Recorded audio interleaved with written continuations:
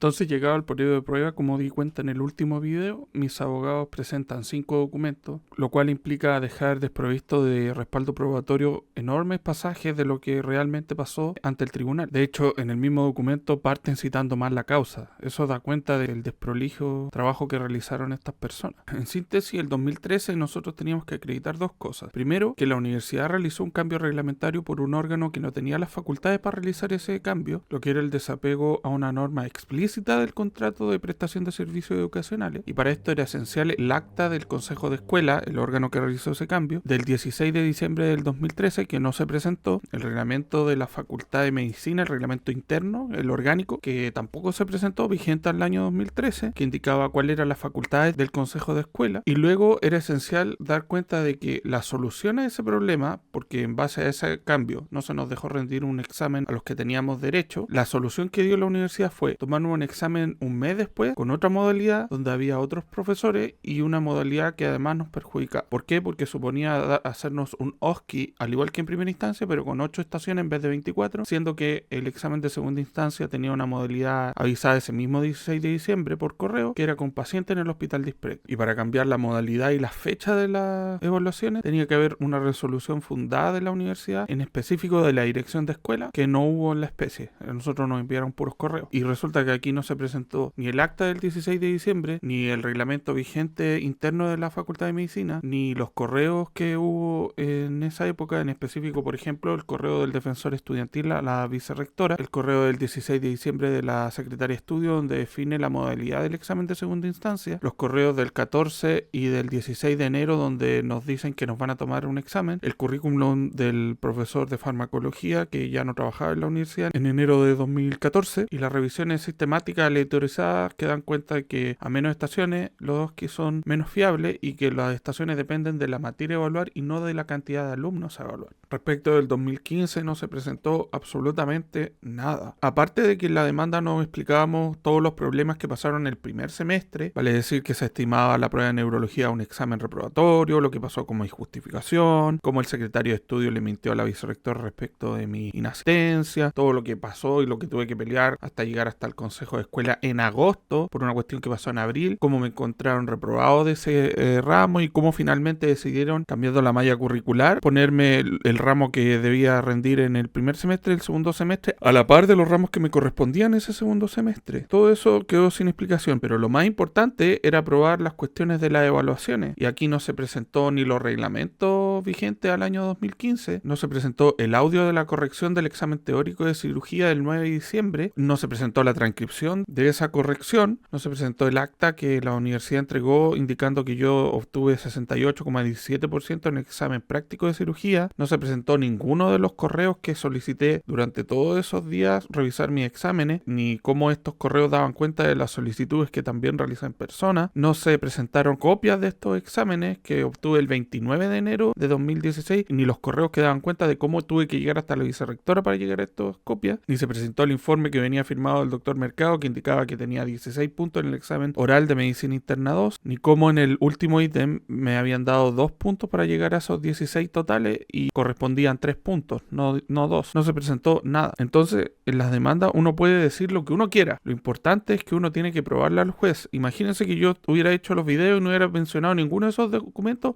o no lo hubiera puesto aquí en los videos. Cualquier persona tendría el derecho a decir, oye, tú podías estar mintiendo o a no creerme. Ahora, es distinto cuando yo les pongo, por ejemplo, respecto de la pregunta 59 del examen teórico de cirugía. Esa pregunta fue eliminada por la Oficina de Educación Médica. Entonces, es distinto cuando yo les pongo el audio de la corrección donde es cuestionada, donde dice que se le va a preguntar al doctor Acuña, que era el que la hizo esa pregunta, que era el que dirigía el área de anatomía patológica del ramo, y luego les pongo el correo donde él dice que la pregunta está bien y aún así la pregunta fue eliminada y yo tenía buena esa pregunta. Entonces, es distinto a mostrar el correo, la corrección y la prueba que me pasaron después de más de un mes y medio de rendido el examen, que solo uno lo diga nomás. Entonces, para mí fue evidente que no se había presentado suficiente evidencia, que estaba en posesión de los abogados, que yo mismo les dije que había que presentar y ellos decidieron no presentarla. Y decidieron no presentarla porque el abogado Mario Vergara demostró que era una persona que no había leído la demanda, ninguno de los otros dos tampoco, de los señores de Editus, y al final hicieron una pega que fue negligente nomás, pues. No hay otra forma de definirla. Así, ¿cómo ¿Cómo querían ganar el caso? ¿Cómo querían probar que yo aprobé el examen práctico de cirugía, por ejemplo? Si la pauta es la pauta que yo obtuve el 29 de enero del 2016 es la que dice que yo tengo más del 74% del puntaje. Y la universidad estimó que yo obtuve 68. Entonces resulta que la universidad, su argumento era que yo era mal alumno y que había reprobado los exámenes, como lo dije en un video pasado, que es el argumento circular. Y para eso también presentaron testigos que reafirmaron esa posición, de que yo había sido reprobado de estos exámenes. La realidad es que yo no fui reprobado de esos exámenes y que artificialmente ellos manipularon las notas para hacerme parecer reprobado. Y ellos no iban a decir, sí, en realidad nosotros manipulamos las notas, este alumno aprobó, pero nosotros hicimos cambios. No, pues no lo iban a decir, no lo iban a reconocer. Porque les doy un ejemplo. La universidad tampoco presentó ni las copias que yo obtuve el 29 de enero, ni el acta del 2013, esta del 16 de diciembre, ni los correos estos que sustentaban nuestra parte, por una cuestión bien simple, porque ellos tenían conciencia de que esos elementos contrarrestaban la posición que ellos tenían. Si ellos estaban tan seguros de que su posición era correcta y era firme, y que habían actuado bien conforme a reglamento, hubieran presentado copias de las pruebas, pero no las presentaron porque saben precisamente que esas cuestiones sustentaban mi posición, no la de ellos, y más, dinamitaba su posición. Entonces el tribunal solo tuvo la posición de la universidad como respaldada porque eran los profesores, y esos profesores, yo sé que, o sea, para mí, y espero que para las personas que hayan visto todos los videos, no tienen ninguna credibilidad. Son personas no solo mentirosas, sino que son personas prácticamente criminales, pero resulta que para el tribunal tenían el estatus y verosimilitud que tiene un profesor, porque no se les cuestionó absolutamente nada. El periodo de prueba fue en octubre del 2018 y finalmente, y como lo vamos a ver en los próximos videos, en el semestre siguiente la universidad me expulsó. Y me expulsó aduciendo cosas que simplemente son falsas y por los que tuve que presentar una nueva demanda que la presenté este año. Lo importante es que yo le escribí a los abogados con los que no tuve comunicación desde el periodo de prueba de octubre de 2008, le escribí en 2019, estando ya en septiembre, y le escribí que íbamos a perder el caso y que fuéramos preparando la apelación. Para los que no saben, están los tribunales de primera instancia, y cuando un tribunal de primera instancia, ya sea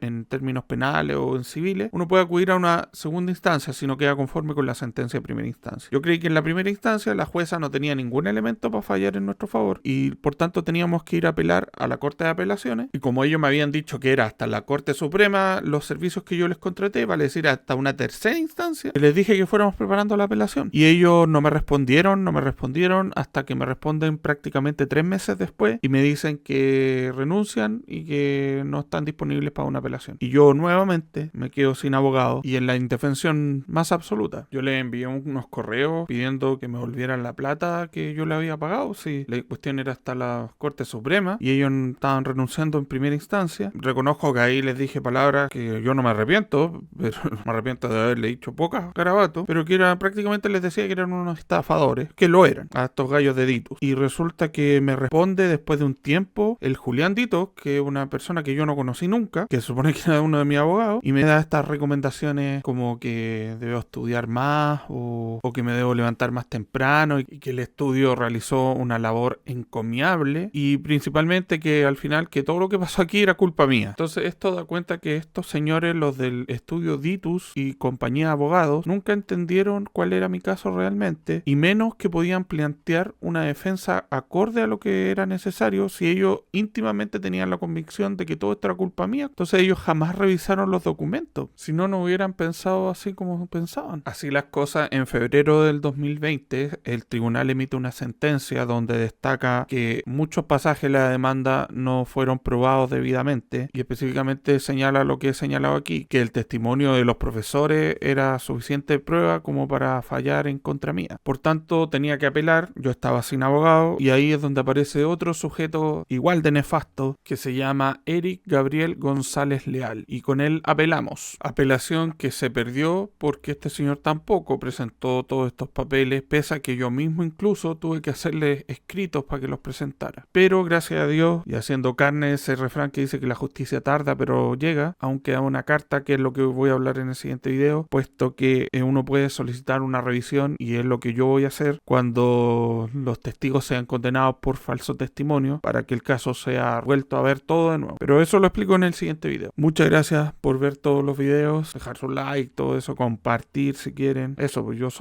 no trato aquí, solamente trato de contar mi historia y mi problema con esta universidad y con esta gente que se cree súper poderosa y que puede hacer lo que ella quiera.